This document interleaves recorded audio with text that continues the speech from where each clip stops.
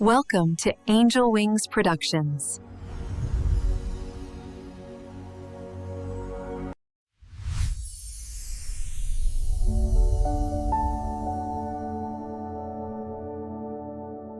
Book of Enoch, Chapter 25. From thence I proceeded to the middle of the earth, and beheld a happy and fertile spot, which contained branches continually sprouting from the trees which were planted in it. There I saw a holy mountain, and underneath it water on the eastern side, which flowed towards the south. I saw also on the east another mountain, as high as that, and between them there were deep, but not wide, valleys. Water ran towards the mountain to the west of this, and underneath there was likewise another mountain. There was a valley, but not a wide one, below it, and in the midst of them were other deep and dry valleys towards the extremity of the three. All these valleys, which were deep but not wide, consisted of a strong rock, with a tree which was planted in them. And I wondered at the rock and at the valleys, being extremely surprised. Book of Enoch, Chapter 25. Questions and Answers. Question 1.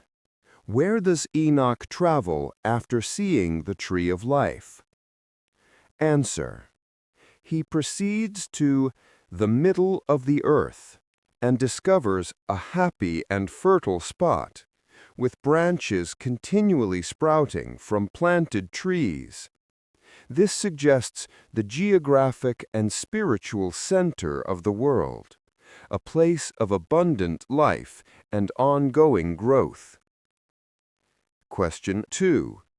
What sacred geography does Enoch observe? Answer. A holy mountain, with water flowing from its eastern side toward the south, and another equally high mountain to the east. Between them are deep but narrow valleys. This creates a complex landscape of mountains, valleys, and flowing waters, a carefully designed topography with spiritual significance. Question 3. What's unusual about the valleys Enoch describes? Answer. They're consistently deep but not wide, emphasizing their vertical rather than horizontal dimensions. Some contain water flowing toward the western mountain, while others are deep and dry toward the extremity. The repetition of deep but not wide suggests these are more like chasms or gorges than broad valleys. Question 4. What material forms these valleys? Answer. They consisted of a strong rock, with trees planted in them. The rock is emphasized as particularly solid and enduring. These aren't valleys formed by erosion, but seem purposefully constructed from durable stone, creating permanent channels and divisions in the landscape. Question 5. How does Enoch react to what he sees? Answer. He's filled with wonder and extreme surprise. I wondered at the rock and at the valleys, being extremely surprised. Despite having witnessed cosmic fires, angelic prisons, and the tree of life, this particular geography strikes him as remarkable, suggesting there's something uniquely significant about this central location. Question 6. Why might this location be called the middle of the earth? Answer. In ancient cosmology, certain sacred places were considered the world's axis mundi, the center point connecting heaven, earth, and the underworld. Jerusalem was often viewed this way. This middle of the earth, with its holy mountain, life-giving waters, and sacred geography, likely represents either Jerusalem, Mount Zion, or the future location of God's earthly throne. Question 7. What's the significance of water flowing from the eastern side? Answer. In biblical symbolism, east is the direction of Eden and divine presence. Ezekiel 47 describes life-giving water flowing eastward from the temple. Revelation 22 shows the river of life flowing from God's throne.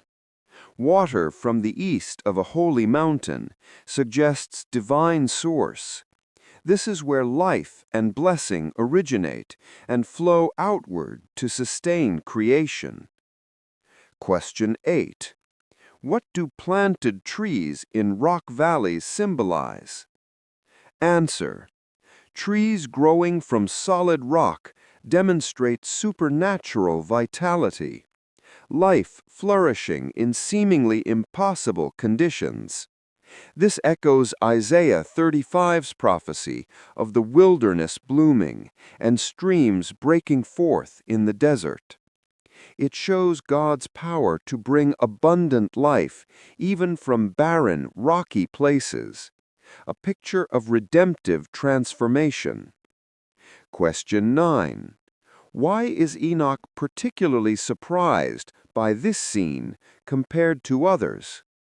Answer.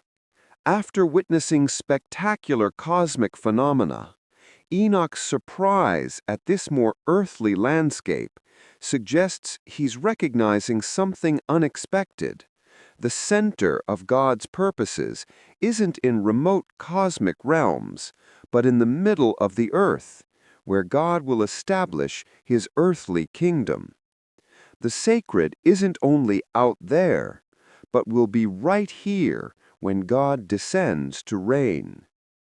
If this content is reaching you and helping you, please like and subscribe. It will help our algorithm for others to find us.